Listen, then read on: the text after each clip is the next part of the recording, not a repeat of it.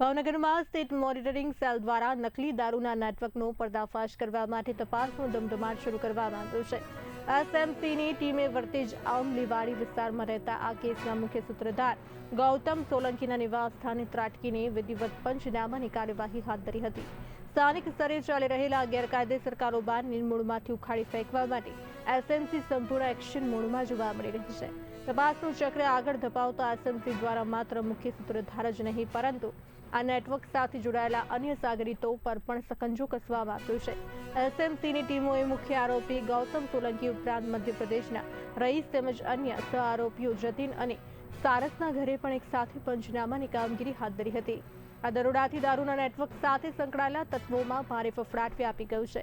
આરોપીઓના રહેણાંક સ્થળો અને ઠેકાણાઓ પરથી નકલી દારૂ બનાવવામાં ઉપયોગમાં લેવામાં આવતી વિવિધ સામગ્રી અને મહત્વનો ગેરકાયદેસર મુદ્દામાલ જપ્ત કરી લેવામાં આવ્યો છે।